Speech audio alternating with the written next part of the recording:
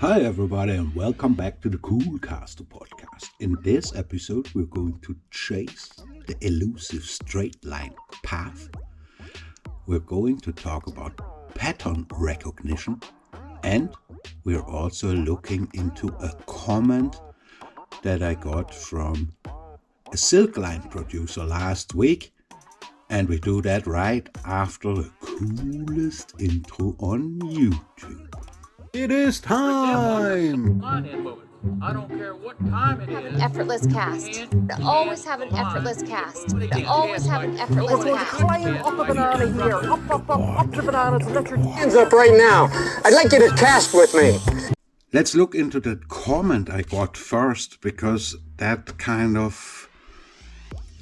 is the thing that makes my day, if I get to hear stuff like I'm reading to you now. And it is about how to practice fly casting, another one of my videos on YouTube. On a group I would like to invite you warmly to on old fucking Facebook, and that group is called Club Fine and Far Off. Please only come there if you have a genuine interest in footstepping the work of Alexander Brandt. But now to this comment.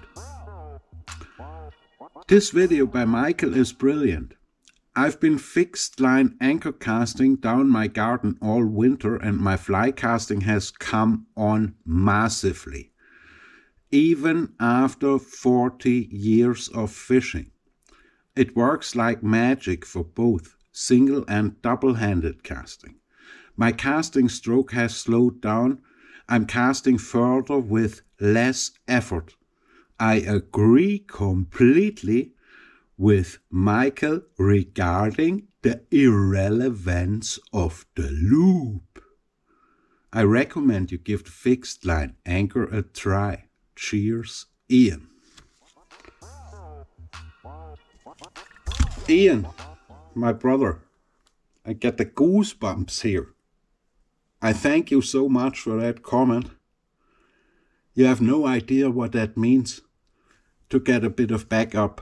Your comment there had me in tears, my man, and I really am stoked. And I hope that you'll find the other exercises as helpful and that you can report back, because it is super important. As you noticed, because after 40 years, I know exactly what that means, also to go through that learning process, and you have my highest respect, Ian. Awesome. And I thank you so much for that comment, and I hope you have even more fun and more progress with your very casting after 40 years. And that's why we are chasing today the elusive straight line path, and I want to talk to you about something that I see reoccurring as a pattern. Because what I do in the meantime, I look for patterns in fly fishing, patterns that represent problems, for example like the chuck and duck, and I look after the symptoms, and these patterns are normally only the symptoms of another cause. And what I do is I hunt for the causes of the symptoms. Okay? And if you go back to the straight line path, and if you would assume you go in a direct straight line with the rod tip, and you make that cast, oh, that thing is a bit bent, and you make that cast exactly in a straight line, your rod tip must crash into the following line. So if this is the rod tip and this is the line following, and that rod tip keeps in a straight line, that line will crash. And it does, in fact, if you do that. And the very best casters in the world, they chase that elusive straight line path of the rod tip, but they also have learned And I think that is by intuition, I'm only researching that now, to avoid that crash.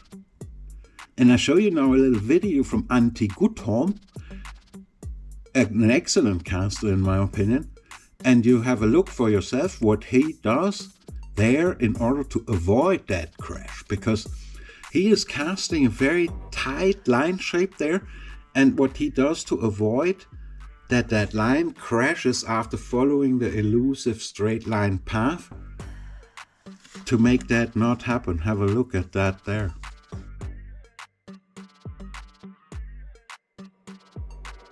Did you see that?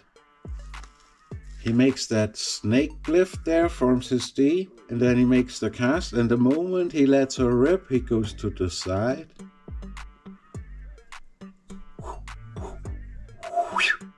Watch that again.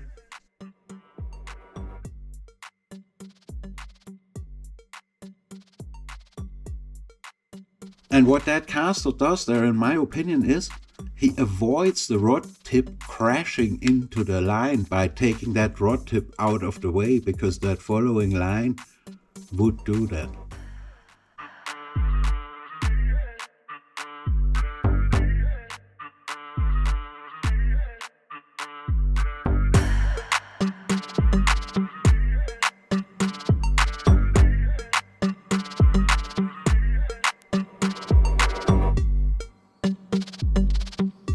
And other extravagant casters do that too.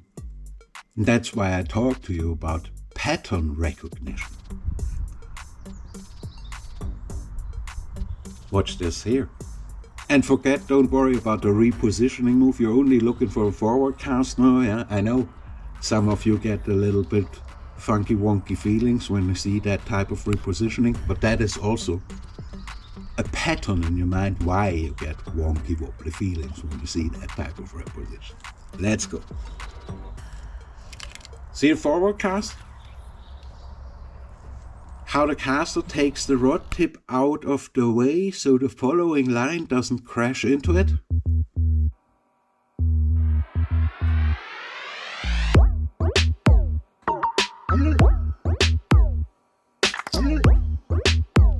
See a forward cast?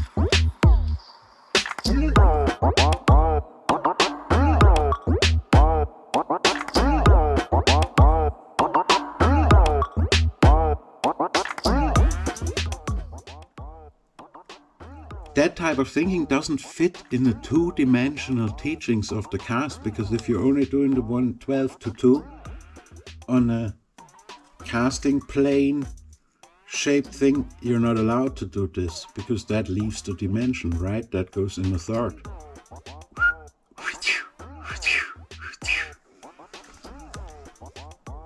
Now, that is high-level casting, what people do. If you're progressing in that stuff, you want to keep your rod tip on the tracking as best as possible, and you do not want to do that. And I'm not advising you to do that either. I'm only showing you the points where the two-dimensional teachings suck and fail and not getting it, and where a three-dimensional views on things is far more effective. Yet still, that pulling the rod tip out of the way is a symptom, not the cause. Because if you wouldn't do this here, the line would cause a crash with the rod tip. One of the reasons why it is so hard to keep that straight line path of the rod tip is that you always try to accelerate the thing and then accelerate it at the end and give it and whack a stop in. This is how you teach casting. Start slow and fast and stop it here. Lefty would teach you the way from the rod tip from here to here. That determines the size of that so-called loop. Right? Now, but I told you already, if you would keep it straight, in fact, and follow that line would have to crash into the rod tip. That's why the whole straight line path concept is only an approximation. Because if you are too straight on that line and you don't do this, what Antti does there,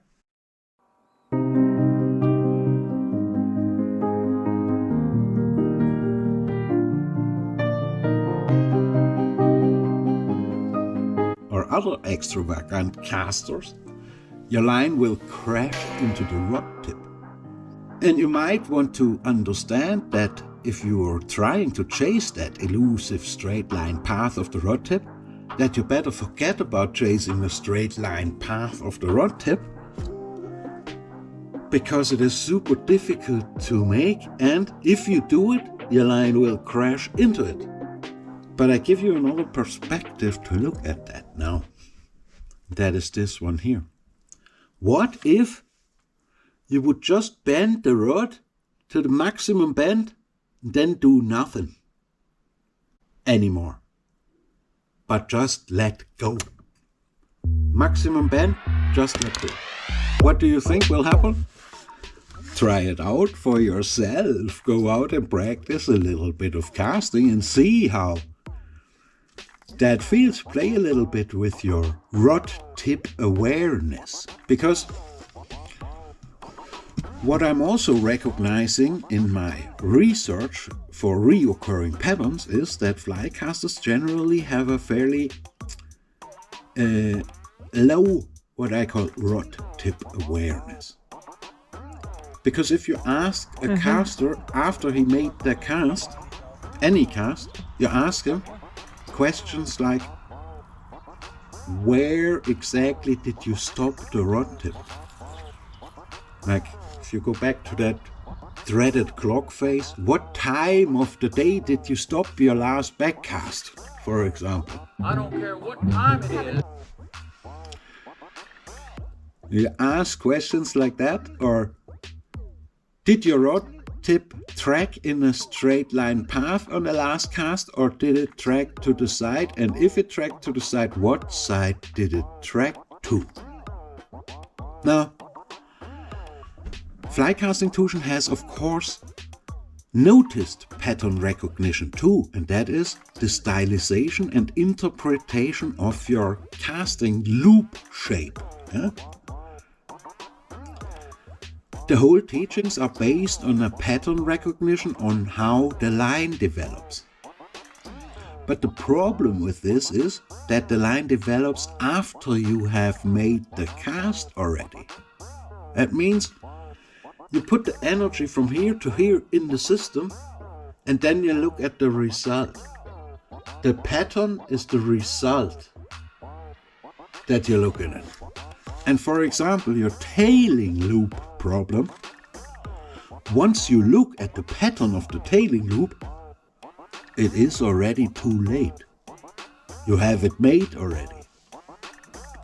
So you need to find a way to know before you either crash with the rod tip in the line because you're on a too straight line path, or before you make that tailing loop, that you will make a tailing loop. Else, you are also always making an input, and then you look at an output that you don't like most of the time. In the example of the tailing loop, if you don't want to cast a tailing loop, you don't want to have one, right? And also don't want to look at one.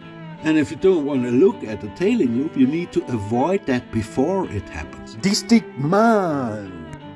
That is why the whole teachings are only built on the symptoms, mostly, and interpreting the symptoms of a cast, and then only going back to the cause of where they came from. But that leads you to running always past your cast and throws you actually in a bad loop of addiction, because you always make a cast and then you think, well, that cast didn't turn out well. But if you would have controlled the cast from during the process correct, then you never have a bad outcome. Controlling a cast means to, at the end of the day, being able to never make a bad cast if you don't want to. And that is what I teach in my private lessons, and I can warmly invite you to one, and I can also only say thank you very much for watching and tuning in again, and please do not forget, we don't own the water owns us. Eventually, rocks or timeless rains merge into one. I am haunt under the rocks are the words, and a river runs through, and some of the words are theirs.